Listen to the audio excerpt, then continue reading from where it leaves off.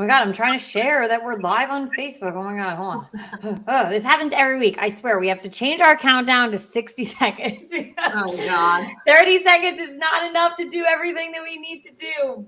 But sorry for that dramatic introduction. Welcome to the Real Football Fans of New Jersey. I am Caitlin. This is my wonderful sidekick partner in crime, Katie. We are here every single week to deliver you the best of the best football, housewives content, life content. We're in, Thanksgiving's coming up. We're in the grateful season, grateful content, wine content. We're here to literally just give you the best of the best content. This is our Blink 182 episode. It is 182. Honestly, we should have had Blink 182 sponsor this episode. I know Travis Barker is very consumed. He's very consumed with Kourtney Kardashian. I understand, Travis, but you should have been here for us as we were doing. You should be here. So, but yes, it is our Blink 182 episode. And thank you guys, as always, for joining. I'm looking on Twitter right now. I see the view count go up. As always, we have to give you our disclaimer that unfortunately, the third-party tool we use, StreamYard, the connection between Twitter and that, I can't see your comments. So if you want to comment and you want to participate, please head over to YouTube or Facebook. We recommend YouTube. And once Katie starts talking, I will plug in the YouTube URL to our Twitter page so you can head over there. So yes, if you want to comment throughout the show, if you want to ask us questions, head over to YouTube. But if you just simply want to watch on the Twitter, like a ton of you are now, I'm looking down at my phone. All right, that's fine. You do you. But without further ado, let's go ahead and get into it. We asked you guys 3 poll questions across our social media platforms. And as you do every single week, you guys delivered. We got so many responses. Thank you so much. And the responses were very, very interesting. So our first question was, which is the better 8-2 NFC team? The Green Bay Packers or the Arizona Cardinals? 64% of you said the Green Bay Packers. What did you say? Kate, I know you and I were split on this one. I went with the Green Bay Packers, and to be honest with you, although these two teams have the 2 best records in the NFC right now, Kate, you and I have not labeled either one of these teams as our front runners for the NFC. So no. As much as we have to pick, and I'm saying the Green Bay Packers, it's just a matter of which team do I think is better. There's still something about Arizona that I don't fully believe in.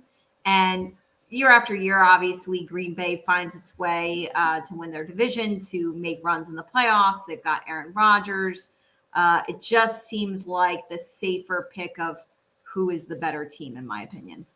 So I think that So I struggle with that because, and it's funny because I think I kind of reversed myself in the game we're playing later. I gave myself the reverse Uno card. What's interesting is that I don't think I fully believe in the Green Bay Packers. So everything that you just said for Green Bay, I feel strongly in regards, to Arizona. I think that they are the stronger team. I think right now I'm a little questionable with injuries, and, they're choosing to sit people for questionable injuries halfway through the season. And I think we're at a critical part in the season right now where they can't be taking losses just as recreation. But I really like what I saw from Arizona prior to, Kyler and DeAndre Hopkins going out and things like that. I'm even liking what Colt McCoy and James Conner doing for them. But I think for them, they are the stronger team. And Green Bay, for me, 8-2 is great, but there's always a question mark out there for me. And I think it has to do with a lot of the drama. And I don't think they're a team that can make it to the playoffs and endure the drama that keeps kind of getting into their name and into that, organization. Well, I definitely want to say, even though I picked Green Bay and I said, they'll win the division and they'll make a run in the playoffs. And I'm saying that because they do it every year. And so I do believe that they'll do it again this year. But I want to make sure that people know that that's as far as I'm taking taking Right. it. I know a lot of people would say that they would go to the Super Bowl, potentially win the Super Bowl. I'm taking it as far as Aaron Rodgers and the Green Bay Packers take it every year. They usually always win their division. They make a run in the playoffs and they fall just short. I could see that happening again for this team. I could see it happening for Arizona as well. I don't right now at this moment have either team making it to the Super Bowl. Oh yeah, neither do I. All right, number 2, which quote unquote on the bubble AFC team is more likely to make the playoffs? Cincinnati or Las Vegas? And a note here, both teams are 5-4. So you guys told us 70% of you went with Cincinnati. I went with Cincinnati as well. And normally, like a normal Katie As move, did I. A normal Katie move would be to do like a deep dive into their like remaining schedules and try to figure out which ones they would win, which ones they would lose. I didn't go as far as that. I just think Cincinnati is a better team. Las Vegas was one of those teams, like, and there's a couple others that got off to fast starts, and I really didn't buy in. I mean, the Carolina Panthers got off to a real fast start. So did Sam Darnold. And that's another team. I just didn't buy into it. Like I wasn't going to believe any kind of hype that, they could still make the playoffs. But I don't think they're as good as the record shows. And I do believe that the Bengals are the better team. It's where we are in the season. The Bengals are up, and Vegas is actually trending way downward. So that's where we are in the season right now. Cincinnati is up here and Vegas is going down here. We have a comment from my brother on Facebook that Vegas is awful. They actually have, I know that's a very, very strong statement, but they've shown over the past couple of weeks that they are indeed struggling, and they are struggling across the field for sure. So very interesting, and not surprised that 70% of you went with Cincinnati and agreeing with us here. All righty, and moving into Housewives real quick. Which Real Housewives of Salt Lake City lady do you dislike more? We've got 2 villains on the show this season, Jen Shaw or Mary Cosby. I was a little shocked with this, but I can also admit that I'm a little behind.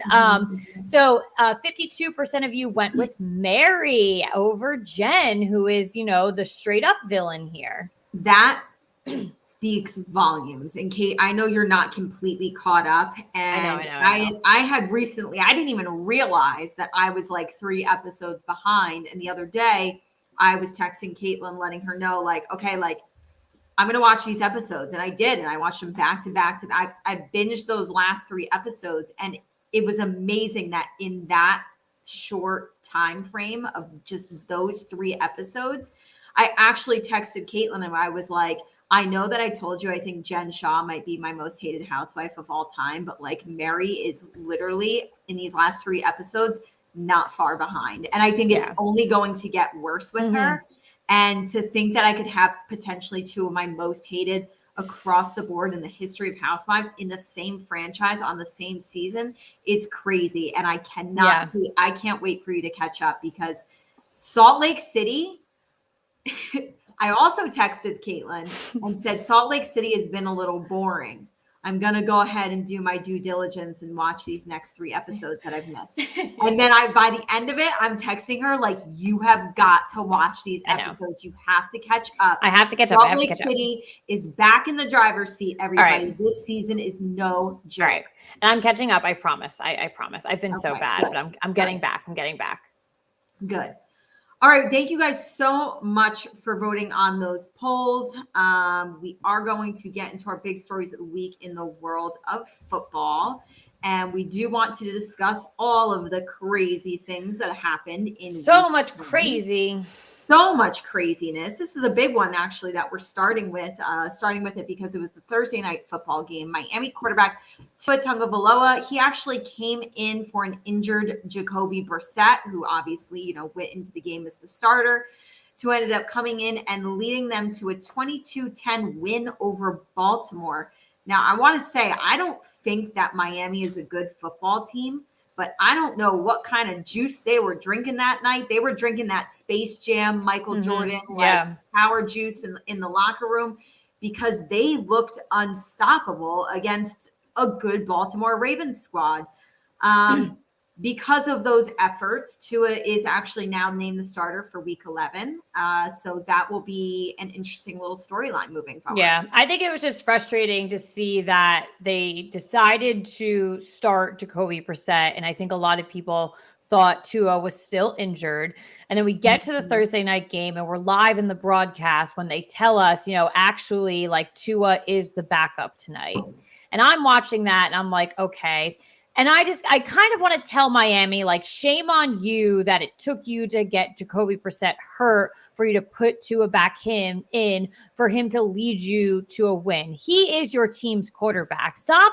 I hate this lollygagging and this dicking around that teams do. Then they're like, let's start him this week. Let's start him this week. Don't even get me started with the New York Jets. They're a dumpster fire. It never helped that. But you have Tua Tagovailoa as your quarterback. Stick with him. Play with him. It is so frustrating. He clearly showed you what he can do. So stop. Enough is enough. Miami, to me, is just a complete what the hell are you doing every single week. So I kind of have like a different outlook on it. I totally hear what you're saying. I think Jacoby Brissett is the better quarterback. However, I do believe that because of the position that they drafted Tua in, and like they're not going to make the playoffs this year, I think it could only help them to just stick with Tua and play Tua to like see fully, not only just see fully what he has and like, should we stick with him or should we move on from him? But if you do decide to move on from him, at least you're letting other teams in the NFL like have a full like game tape of him and being like, okay, let's try and trade him and get something, because they see that he could be a starter in the National Football League because he was a starter for us this season. So I feel like you kind of just had to let it play out, like for better or worse, you had to let it just play out. So, and don't get me wrong, Jacoby Brissett, it never helps swapping them. It doesn't. And Jacoby Brissett is a great quarterback. I do not disagree with you on that front at all. But he's unfortunately found himself in that kind of number 2 spot. Oh yeah, so, I don't think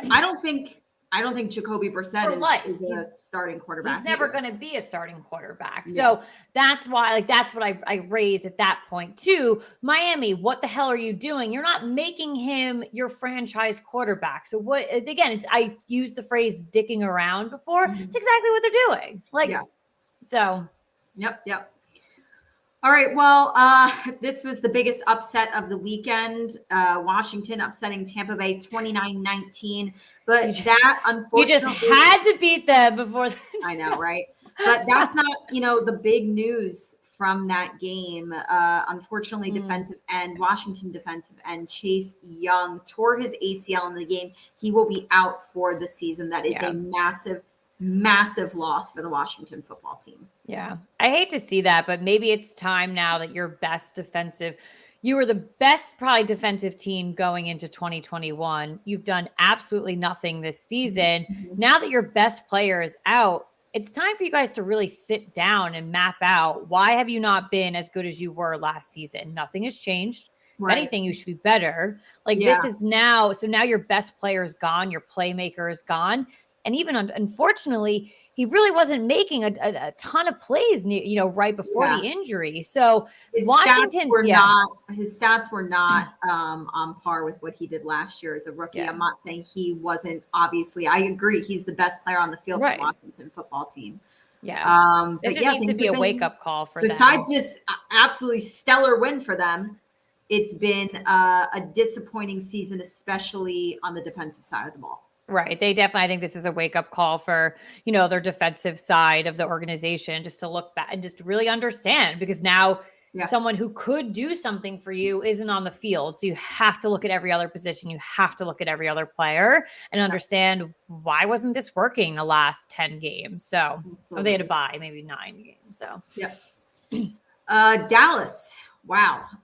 This was a spanking. They had their largest margin of victory since the year 2000 with a 43. Coming off being spanked, now they're spanking. What?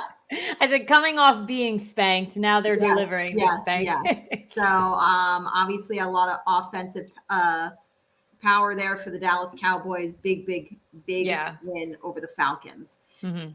Frustrating, annoying. If this was my team, if this was the New York Giants, I don't want to end in a tie. Just give me the L. Like, I'd literally rather take the L. And it's the Lions. Like, we come have on. the Detroit Lions still searching for their first Can't win. even And the win. best they can get is a tie. 16-16 tie with the Pittsburgh Steelers. Ben Roethlisberger was not playing. He COVID, right? On the COVID list. Yes. Mason Rudolph playing, and they still could not get the job done. Oh my God.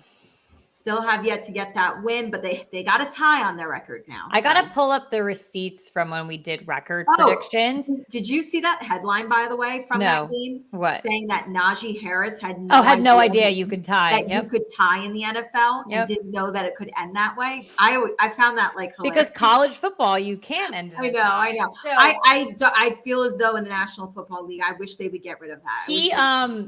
While it brings up a huge point that a lot of college players don't understand the rules in the NFL right away. It is very apparent. We see it year after year, like live in games and then comments like that. It did bring up a lot of conversation on Twitter. And I know this is brought up all the time. Like, there should not be ties. No, there's so many ways around it. Like, what was the game this year in college? It was Penn State versus I don't know who. They went into like 9 overtimes. Yes. Give the people what they want. We want 9 overtimes. Or like start them at because they do this in college, right? Where they start them like at a shorter on the distance, 25, or the 30. Do a full thing. You want to do the full field, like sure, but then if it's still like tied after that, then shorten the field. And it's not like field goals and all that ramajam. You literally get on the 30 or the 25. I got someone fact check me. But everyone gets their option. Like, A team gets one, then B team gets one. If you're tied, you do it again. That's what you keep doing. You play football. Football. That's the kind of bet I'd like to take the New York Giants on because their red zone defense has been phenomenal. So I would take that anyway. But I that really raised a lot of things there. But it's funny. I want to go back to our record predictions from early before the season because I'm pretty sure I put down that the Steelers would have a tie. That division ties. They normally tie each other though. So this is new that Detroit's coming in and shaking things up. But I definitely have the Steelers with a tie. So I want to go back and check, but it's one of them wasn't escaping this season without a tie, and they were the ones to put it up. So we still have a couple games left, so we'll see. But let's do away with the ties. 100%. I agree. Quarterback Cam Newton. This was big news that happened since last time you guys saw us. Carolina Panthers have signed Cam Newton. It was like a couple hours after our show. Are you kidding me? He is back in the NFL. Now, he was not the starter for Carolina in their game this past weekend. It was PJ Walker starting at quarterback, but they did bring in Cam for, plays in the red zone. He had a rushing touchdown. He had a passing touchdown. They had a 34-10 win over Arizona. Of course, that was without Kyler Murray. That was without DeAndre Hopkins. But still, like a solid win for a Carolina team that has clearly been struggling. They needed that. Yes. But it's almost like, it's so interesting because Cam Newton's only been out of the league for a couple months, like literally half a season maybe. But to see that news, it was like almost like you're getting like a blast from the past. Like that's what I saw. That Twilight. It felt like the Twilight Zone. And then and I'm not the biggest Cam Newton fan. So it kind of like gave me that like PTSD of like when he like scored that touchdown. That's what he said. He was like, I'm back. And I was like, no. You're still not good. I don't care. You're still not. I don't care that you took part in 2 touchdowns. You're not good. No. Yeah. So we'll see. Like I want maybe Carolina don't like drink the happy juice way too like long. Like let's see what happens in the coming weeks. Seattle, they got their quarterback back. They got Russell Wilson. They needed him desperately, but he of course was handed the tough task of coming back and facing the Green Bay Packers. They were shut out. The Seattle Seahawks were shut out 17-0. It was Russell Wilson's first time being shut out in his NFL career. It has been that stat to me was like rough season for Seattle. Yeah, it really has. I'm starting to think at this point, they need to just chalk it up as like, this is not our year. Right. And we haven't had things go our way. Of course, Chris Carson, he's been out and it's been a rough going for Seattle, who of course plays in a very strong division, and I just don't think they can get out of the hole that they're in right now. I just don't think they're the type of team to kind of accept that and move on, especially Russell Wilson. I think no, of course, yeah. I mean, and you hope that for any NFL player, any NFL team, any NFL head coach. You don't want teams to give up, but you want them to reevaluate what's going on. I do think that I think this season is too far gone a little bit for them. And I'm not saying they're not Russell Wilson. Yeah, there's no quit in that one, in that guy, or Pete Carroll or any of them. But it's not looking good for them this year. No. Now, Kansas City quarterback Patrick Mahomes. This has been kind of like a bizarre year, but he has looked like the Patrick Mahomes and the Kansas City Chiefs of the past. He was responsible for 5 passing touchdowns, 406 passing yards in a 41-14 win over the Raiders. That is a division win. Big win for the Kansas City Chiefs. And then speaking of other like really, really big division wins, this was certainly could be considered an upset. San Francisco, they won 31-10 over the Rams on Monday Night Football.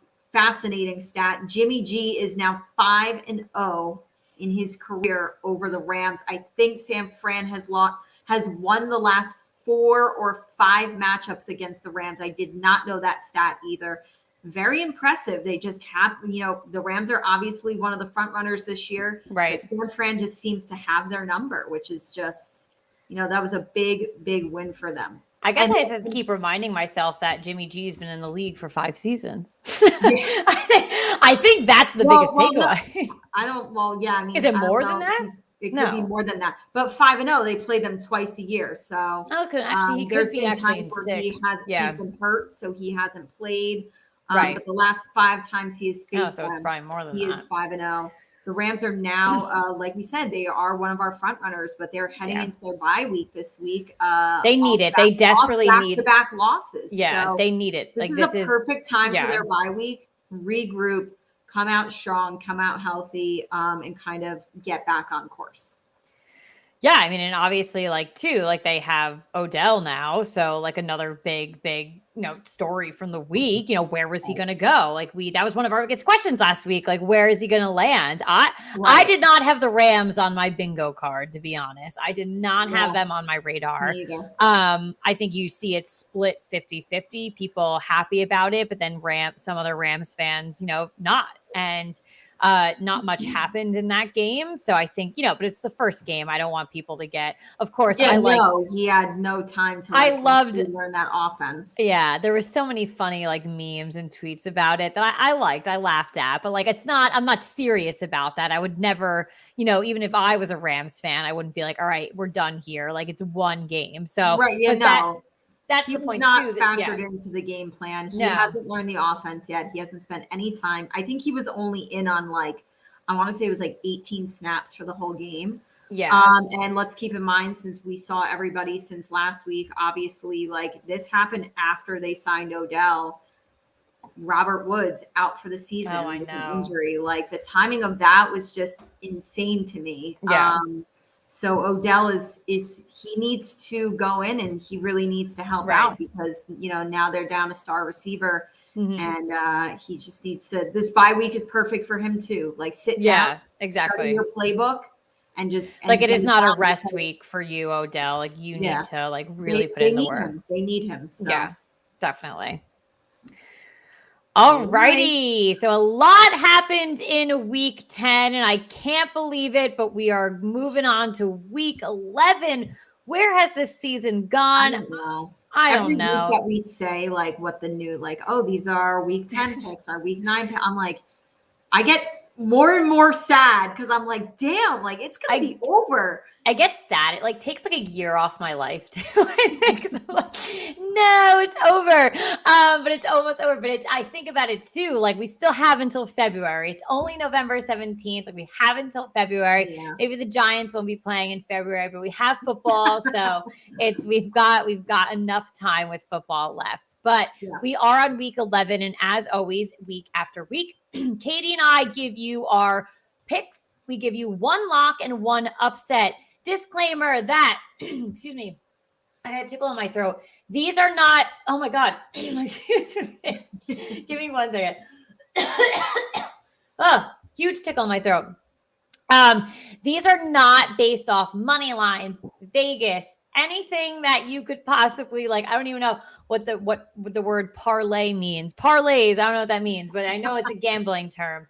This is not based off anything like that. We are truly sitting down and analyzing every game week after week and telling you who we think is going to win. And we always love to spice things up by throwing in an upset in there. Right. And we always love to lock things up as well with our lock pick.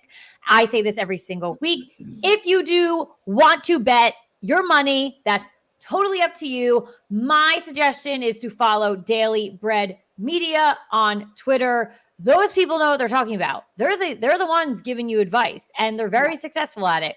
We ain't giving you that successful advice. We're just picking for fun here.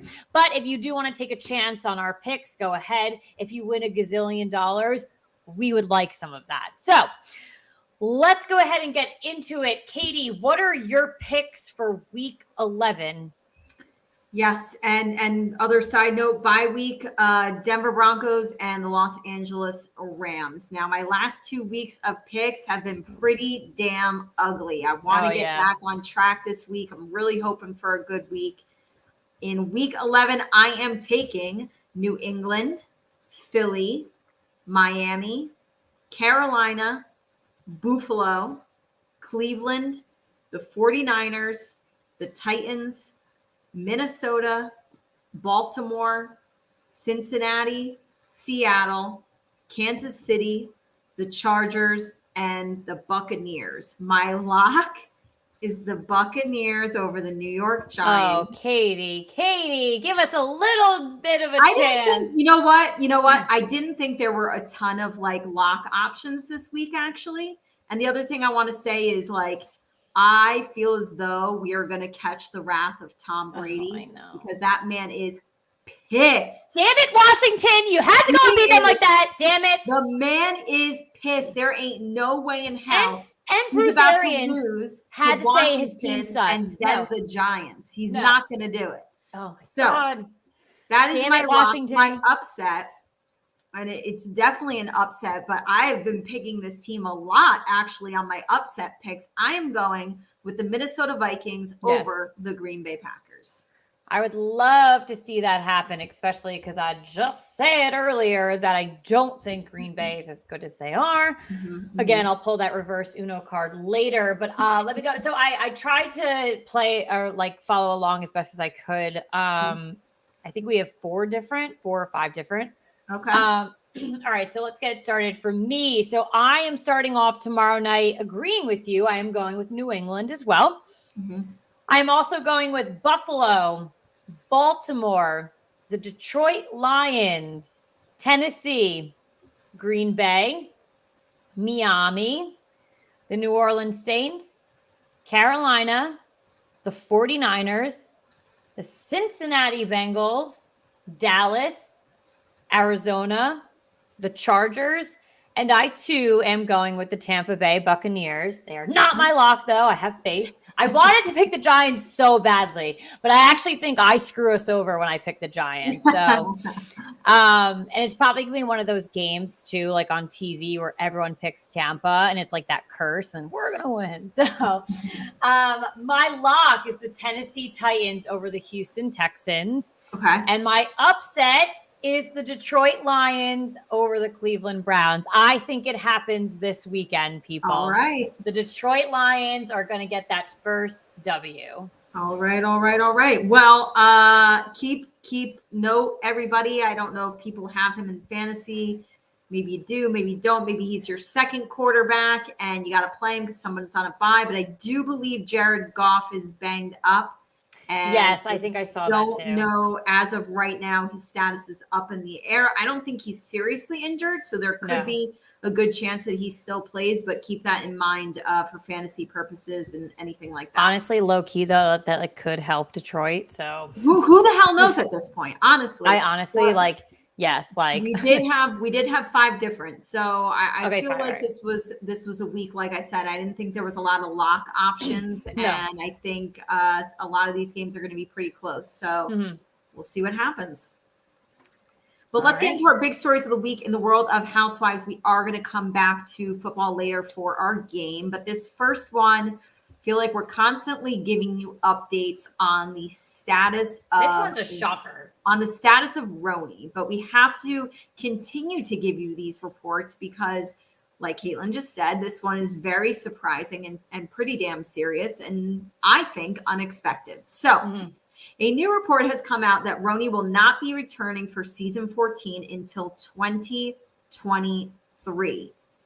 Okay. With an insider saying that they do not have a new season slated for next year, and the franchise is going to be taking serious time off. We knew that, but we thought it was just going to come like later, like late in 2022 or something like that. We're taking a break from RHONY. It's a relationship and we're taking a break. Who was the other one that, was it Dallas? Yeah, Dallas, where they've just... Yeah, they're not coming back until... We're not canceling it as a franchise, but we're taking like a serious time out. Like they're taking like a sabbatical. I think that RHONY would be on the same level as Dallas right now. Yeah, I know. So Andy Cohen, like, because you hear all these rumors and they come out on like these bullshit websites, and like a lot of the time you're like, I don't know if I really and truly believe this.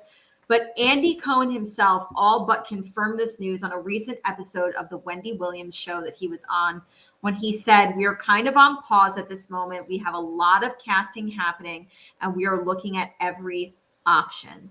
They need to be. They have to clean house, I feel. Yes. So speaking of, while promoting their season of Real Housewives Ultimate Girls Trip, Luann and Ramona also addressed the rumors, with both acknowledging that a major cast shakeup would be a good thing. They're both open to it. Luann said, with only 5 women in the cast, she thinks the franchise needs a reboot. 100%. We were very concerned about that. Before we knew RHONY was going to be as bad as it was this past season, I remember like episode 1 being like, hold up, wait a minute, we only have 5 women. Like, and I said to you, I think I said it on our show, I was like, if that's all that it is, 5 women, these 5 women need to bring it. Right. Yeah. Unfortunately, yes, I think COVID played a factor in it. They filmed during COVID. They did so many things, though. I'm not really taking the COVID thing. I'm not going to blame it like fully on COVID. I definitely think COVID hindered the season a little bit, but I think they could have rallied, and I think they could have still made it. Right. Maybe not the best RHONY season ever, but still like a regular, enjoyable RHONY season. And they didn't. It was probably one of the worst seasons in franchise and Housewives history. Awful. So yeah, like there's still always rumblings, and these more so happen, I think, on the BS websites where like maybe Ramona could be out.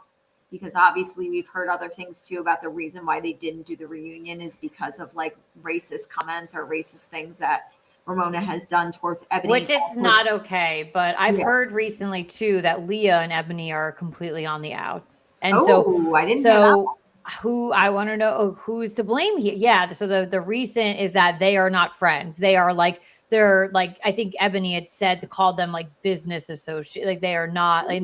And they were like the close ones on this. Course, so so it's very much a lot of things are up in the air and questionable. I think there will be new women, of course, but I got to be honest with you. I think I would be pretty damn shocked to see them return in 2023 without at least one returning cast member. We talk about it all the time.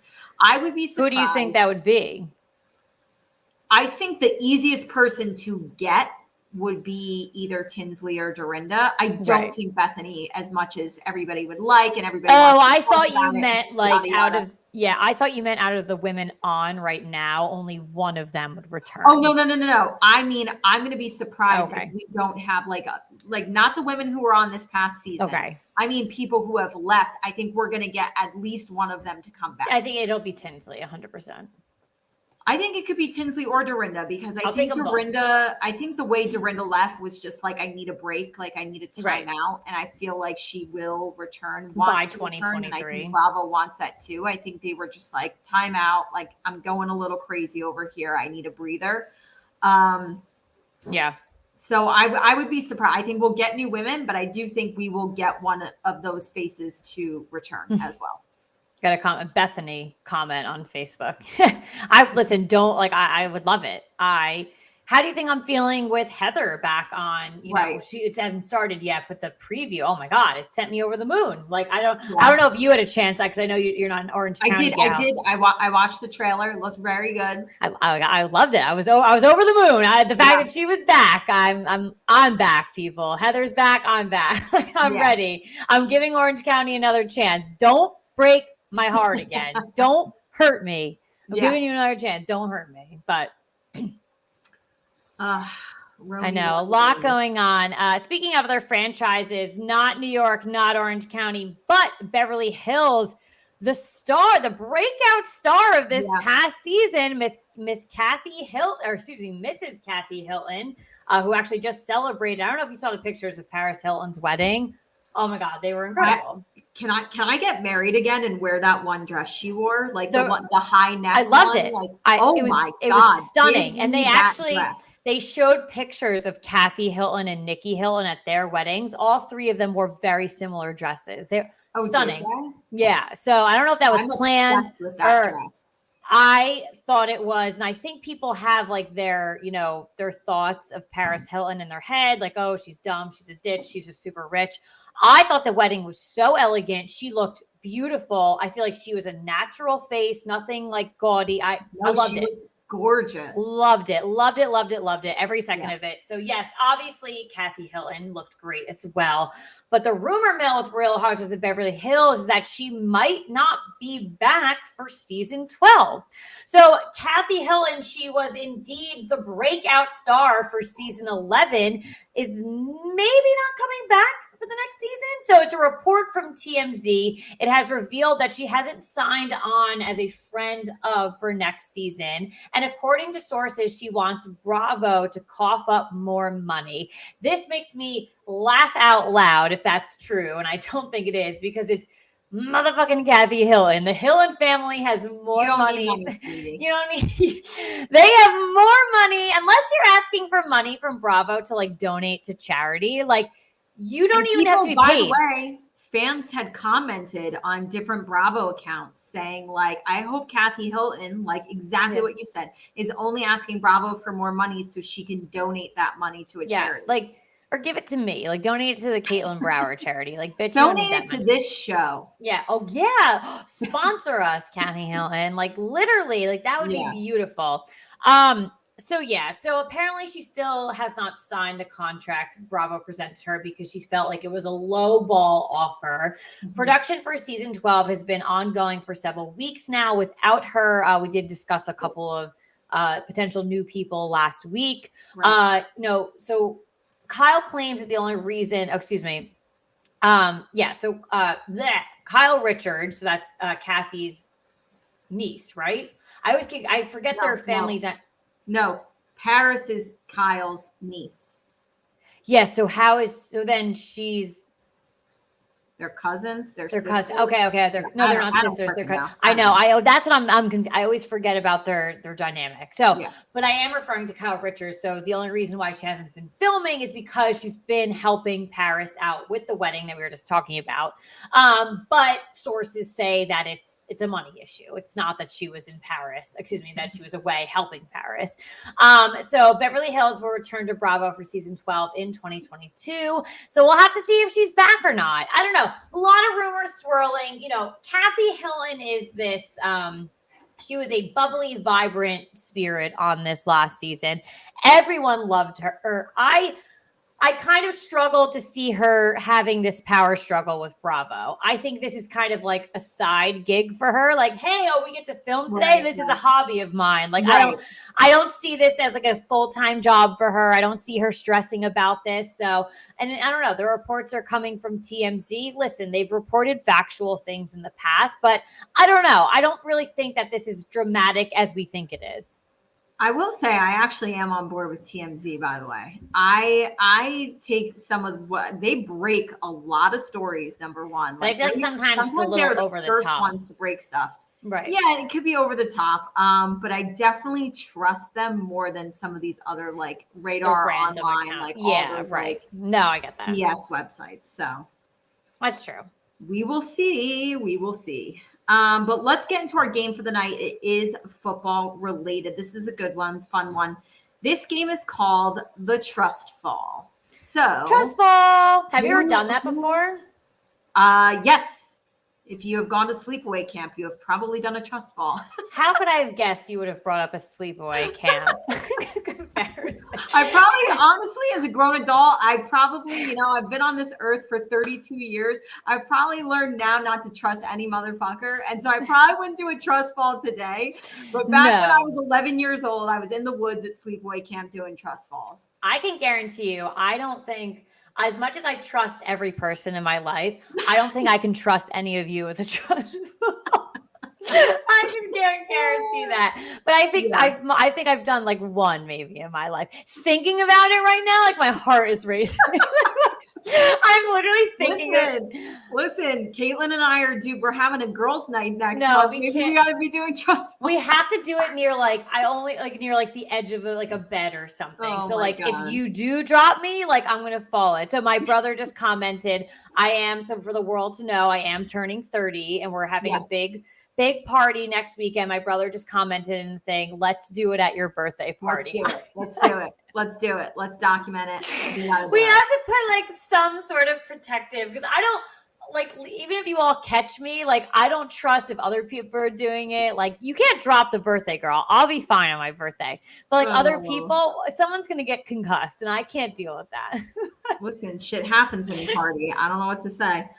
But anyways, our game is called the Trust Fall. And the reason it is called that is because today an article came out on NFL.com. Adam Shine, my BFF, my favorite person in the whole world. He wrote an article listing the top 9 NFL teams he trusts the most so far. And the reason he's doing this is because he has acknowledged, just as we all have, is that it's been a very bizarre season. A lot of weird games that have gone weird ways. So what teams can we realistically trust in the league right now? He gave us his top 9. Caitlin and I are going to also give you our top 9 in order. We will reveal also Adam's picks.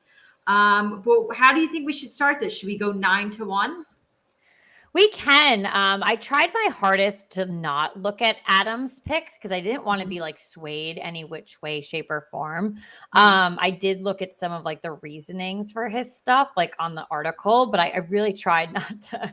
So, but I'm fine with going 9-1. Mine is very different from his, and I have teams that he there are teams he has that I do not have on my list. Right. So. Yeah, I'm fine with doing 9-1. And some teams are pretty straightforward for me, but some I have some minor notes on, why I picked them. So let's start with number 9. Why don't we'll say who Adam went with. Adam went with the Tampa Bay Buccaneers at the 9 spot. Who do you have? So I'm actually going with the New England Patriots at number 9. I know you're not the biggest believer in Mac Jones yet, but this team has actually been up and up over the past couple of weeks. They've been sneaky good. I can admit that. They've been sneaky good, and I think they're finally developing an offensive plan that really works for them. And the Belichick-Jones vibe to me is really clicking. So for me, if I'm trusting a team for the rest of the season, to me, they're coming up in this number 9 spot. Okay. I am going at 9 with the Baltimore Ravens. Now, I acknowledge that they are a good football team. I think they're a top 9 football team in the league right now. But I am going to put them in my last slot because they do have questionable losses to teams like Miami, Miami and Las Vegas. But they also barely won games against Kansas City, Indy, Detroit. They barely beat Minnesota. So a lot of those games, I think 2 of them were overtime. I think the other 2 might have been won on game-winning field goals with Justin Tucker. Right. If you take those close games and you flip the coin and go the other way, this could be a 2-7 team. I know. I know that sounds crazy, but that's the kind of year they're having. And then more so, I'm also putting them at the 9 spot because as good as this team is year after year after year, at least while Lamar Jackson's been there too, I feel as though you cannot trust them in the playoffs. Mm-hmm. So they are taking my number 9 slot. Yep. All right. Number 8, Adam has the Tennessee Titans. So the Ravens are actually taking my 8 spot. I agree with everything that you said. The only addition that I will make is that coming into the close of the season, they have 5 divisional matchup. This division plays against each other hard, especially when you have the Bengals and the Browns. And when the Steelers said they're all 4 of them are fighting for their lives at the end of this season. So, and it is a very, very strong division to start with, whether you want to look at it like outwards looking in strong or just looking internally with that division, how well they play each other constantly. Well, also it's up for grabs for any of those 4 teams. So that to me is the biggest why I put them down. I definitely see them in my top 9, and maybe throughout the season I could have flexed them in any other position. Maybe probably in like lower 5, I'd probably flex them, but I had to put them at 8 in that for that particular reason.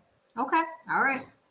I actually did agree with Adam on this number 8 spot. I also have the Tennessee Titans. While I acknowledge that they are definitely one of the strongest teams in the AFC, they're going to run away with their division title. But my one and only little note, I will never understand the loss to the New York Jets. No. So that's my only note. That's my only comment. I think every team has the Jets, those. You're falling down on my list of trustworthiness. So.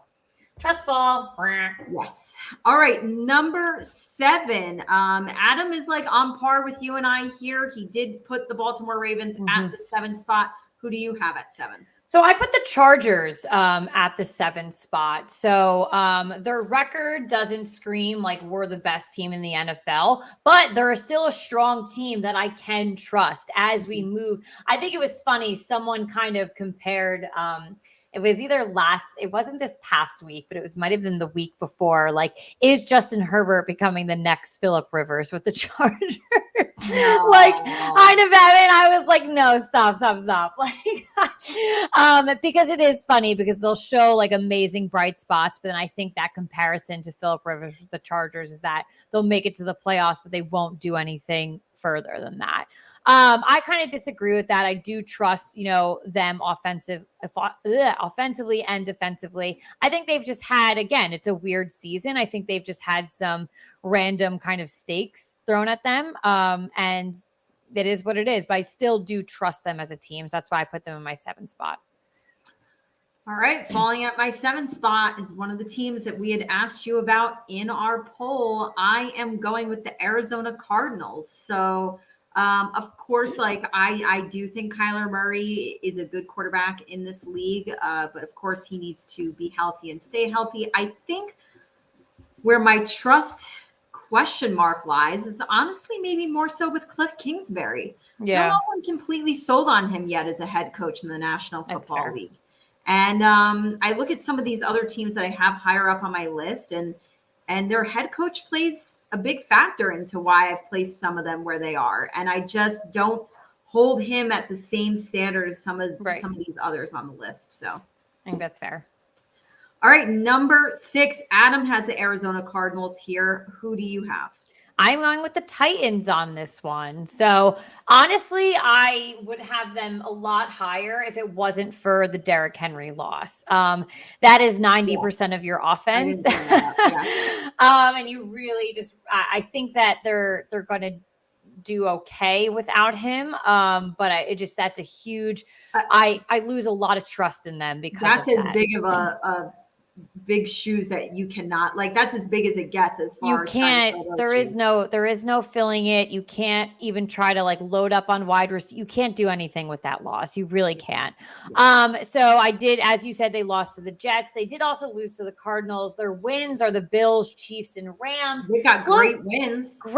Some of them close, but then as were the Rams and the Saints were their most recent wins. So if you really want to look at life without Derrick Henry, but the New Orleans Saints win was only by a field goal or 2 points, I think. So really close win to a team like the Saints that, again, I don't know. I feel like every team's up in the air this season. So we have to see how the rest of the year plays out. But I'm still pretty comfortable putting them in the 6th spot. Okay. All right. My 6th spot, I have the Los Angeles Rams. This is a team that Caitlin and I talked about being a front runner in the NFC.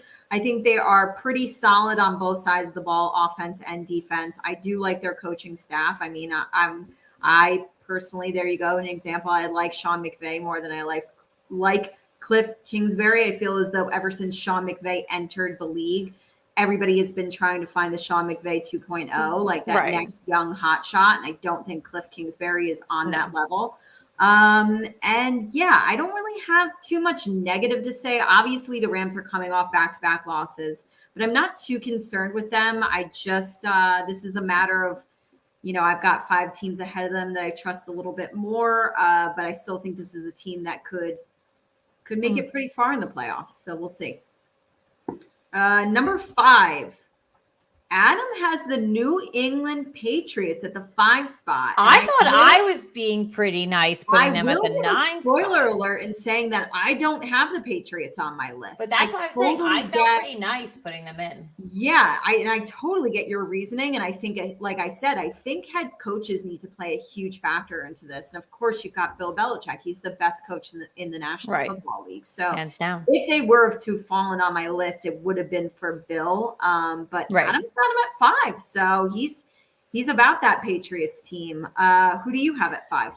I have the Dallas Cowboys at number 5. And for me with Dallas, why I trust them is that we've looked at the team on paper. Their offense on paper was always great, and they wanted to advance on it. They're finally advancing on them. For defense, maybe it was a little bit of a question mark sometimes. Their defense this year, puzzle pieces are coming together, and they truly are advancing everywhere on the field.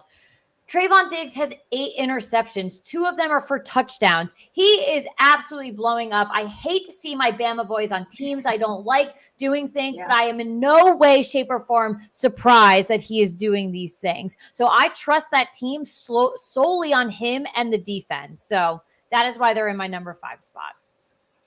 All right.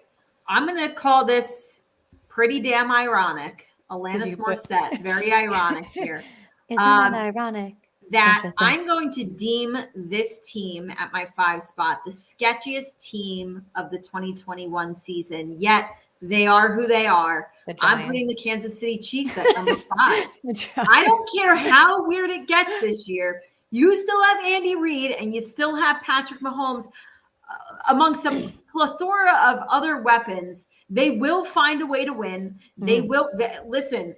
If they were to tell me like this is how the year is going to look, but they still make it to the Super Bowl, that could happen. That could happen. This is like Kansas City Chiefs. Yeah. So I still have to put them at the 5 spot. At the end of the day, I still trust that they're making it to the playoffs and that they can win playoff games. Yeah. So, all right. Number 4, I guess Adam, agrees with me a little bit there. He's got the Kansas City Chiefs at his 4 spot. Who do you have? I have the Arizona Cardinals. Originally, I would actually probably see them in the top 3 for me.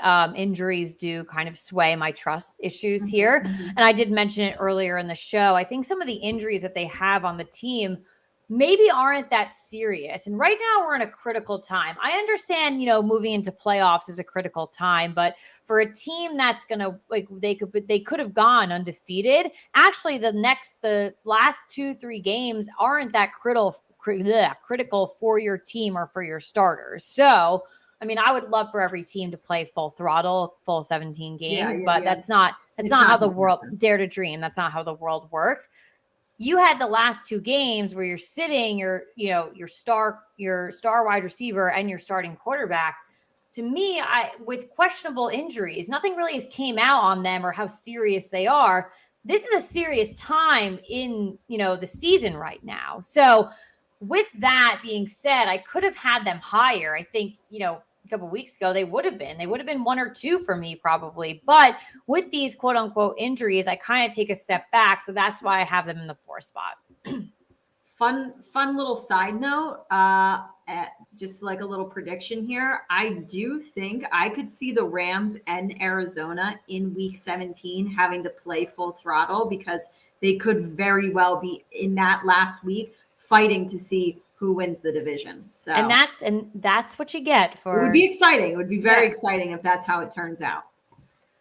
All right, number 4 on my list, I'm going with the Dallas Cowboys. They have the first ranked offense in the league right now. As Caitlin, as you mentioned, their defense has gotten drastically better in years past. They just need to stay healthy, of course. Right. Yes, Dak is there, but he got a little bit banged up mid-season.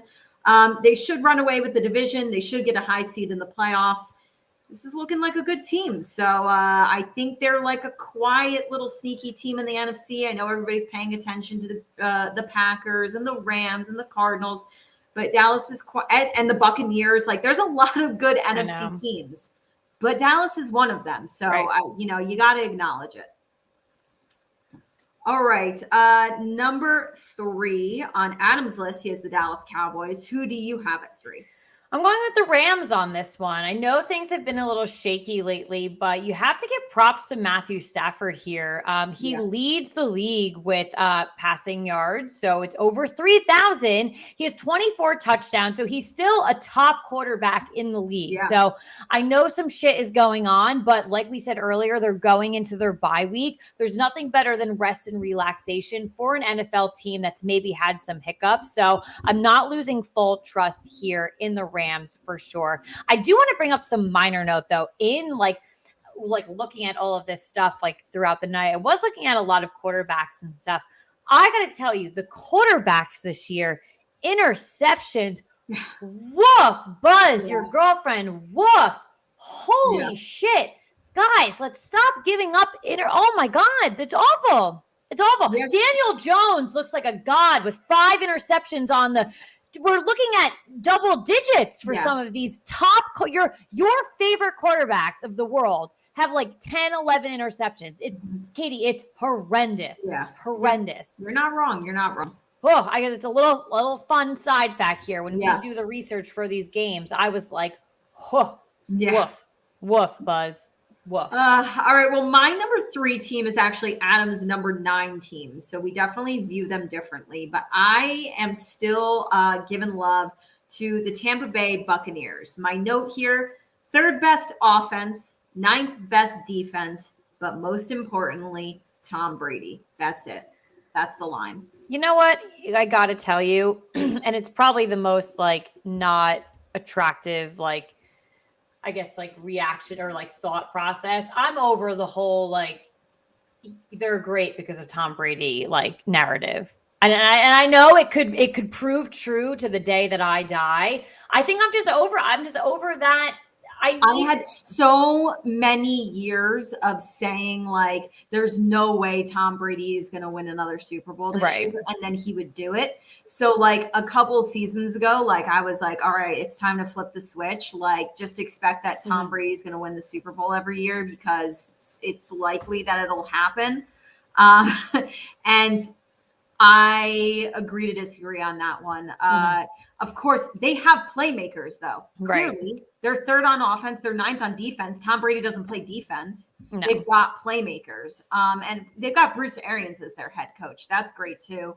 But, yeah, like, it's Tom Brady. He's going to have a really good shot at winning you a ring, point blank, period. Number 2, Adam has the Buffalo Bills. Caitlin, who do you have it to?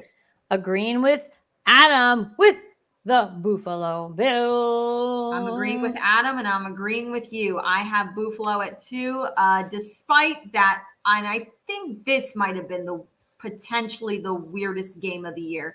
So despite that head scratching loss to Jacksonville, this is the most balanced team on the list on both sides of the ball. They have the 5th ranked offense, the 1st ranked defense.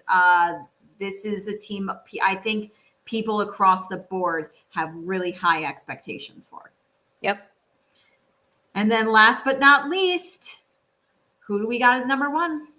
And Adam has Green Bay as number 1. And this is my reverse Uno card. I did actually put the Green Bay Packers in here. So as I stated earlier, I did, kind of give a little bit more props to the Arizona Cardinals, who I did have at number 4 here over the Green Bay Packers. But I do have the Packers at number 1.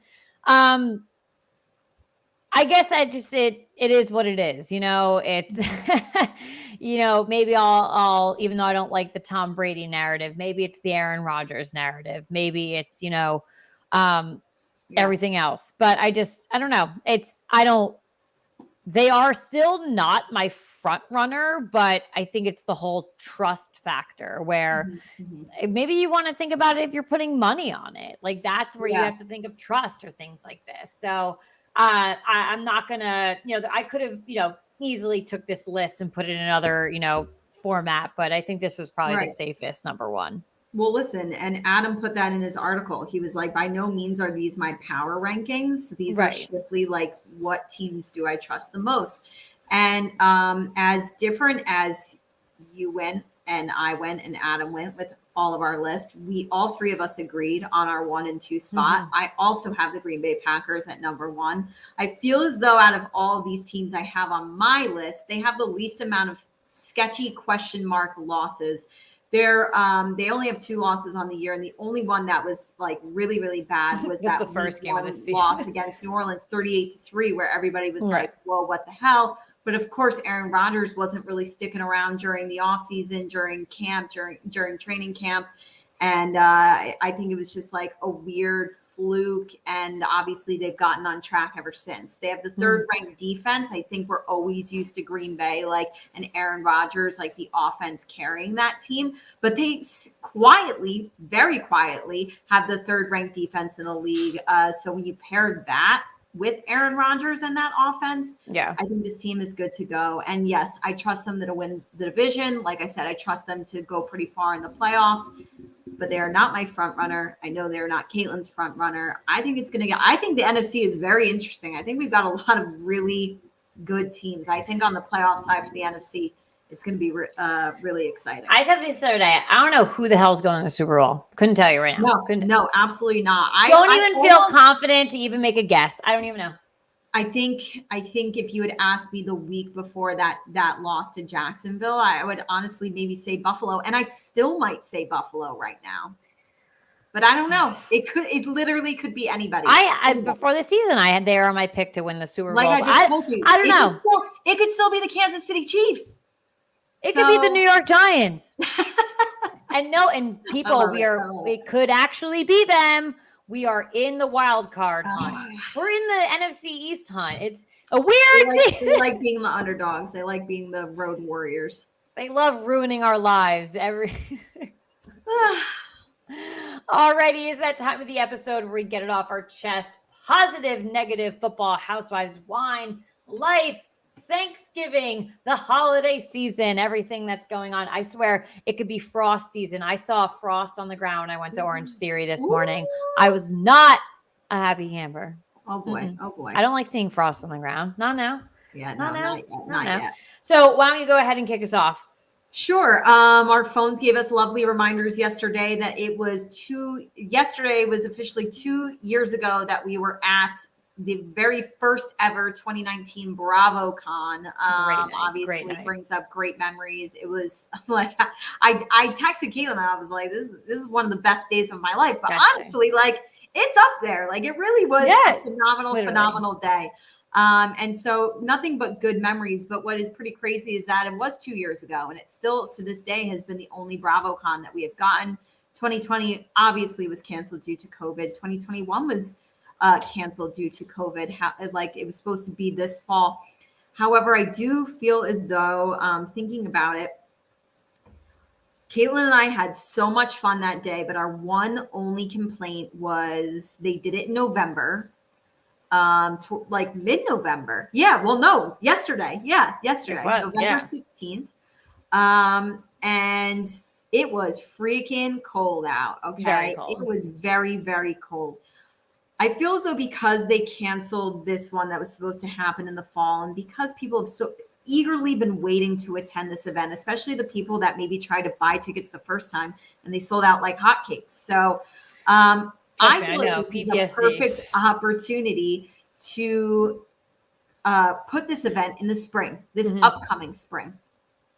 A lot more people are vaccinated. I recently visited friends in Brooklyn, and we were not allowed to go into any establishment without showing, our vaccination cards. I've now been to a basketball game at Madison Square Garden just the other week. And, events are being held indoors with showing proof of vaccination or proof of a negative COVID test. And especially in the spring, when the weather's nice, people could be outside. It'll be warmer. You can give the people what they've been waiting for the last 2 years. Give us what we want. And you can do it safely by basically doing what everybody else in the state of New York is doing, especially a place like just let alone Madison Square Garden, where you're sitting directly next to people, but you're doing so you're showing your vaccination card. So I was a little bit surprised that they canceled the 2021. I thought they could have gotten away with it. I thought they could have done it. But now I feel as though this is an opportunity to do it in the springtime, which I wouldn't hate it if they continually did it in either the spring or summer months. So it's, we're not freezing our tushies off. I would love for it to be in spring or summer. I think that the reason for canceling probably came a little bit before like the mandates came out, but I agree with you 100%. Like maybe you're thinking because you have like the name Bravo attached to you, think about every NFL, every NBA, every NHL, every MLB, now college basketball. That's why you were at Madison Square Garden, every college basketball. Those brands, no offense, Bravo, like clearly this is we're a dual podcast. The NFL is a little bit bigger than Bravo, like no offense, but like, so, and some of those stadiums are indoors, are domes. So you really have nothing to, I guess, be worried about, especially in a city like New York. And Madison Square Garden or those football stadiums are holding 80,000 people. There's not 80,000 people going to BravoCon. Right, exactly. And two, and if you're in a city like New York City, where the mandate is that you have to show your vaccination card, if something were to happen, you did everything you possibly could have done. No one could potentially take legal action against you because they showed proof of that. And so, so I don't know. It's maybe there's some stuff behind, maybe they weren't ready. I don't know. Maybe there's some stuff behind the scenes. But if it's the true fact that you're concerned, they're really if you do it the right way and how everything has been rolling out, I think you'll be okay. Yeah, agreed. Yep. So mine is super quick. So, as we wind down to, not just, the end of the year, but as we wind down to Thanksgiving, which is next week. I don't know where November went. November was 3 days long. I will guarantee you that it was literally 3 days this month. I thought October lasted forever, I guess, because I was waiting for Halloween. The anticipation was killing me. November has literally lasted 3 seconds. Thanksgiving is next week.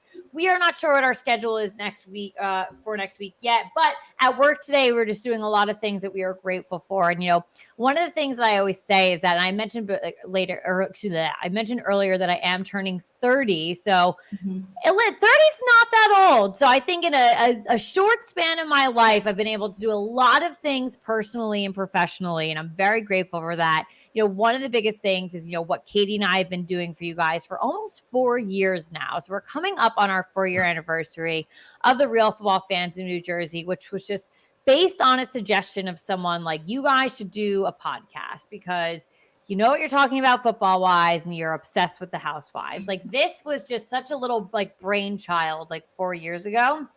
And here it is. We get to just have fun, drink wine, talk about our favorite things in the world that we talk about every single day together, and you guys just get to see it live. So everything that we're constantly talking about on a day-to-day basis, you just get to see it. You get to see our friendship. You get to see everything. So I am truly, truly grateful for this show. I'm truly grateful too for 2021. I think we have grown our audience so much. We've been able to meet people that we've met through this. So we've been truly, truly fortunate. So, here's to 4 years. Here's to our 200th episode, which is right around the corner. But as we're coming up on this, holiday season, and, just a good time to be grateful for things. Truly grateful for this podcast, everything that we do every single week. I absolutely love it. And I cannot wait to see what the future holds for us. Hell yeah. Great Blink 182 episode. Hell yeah.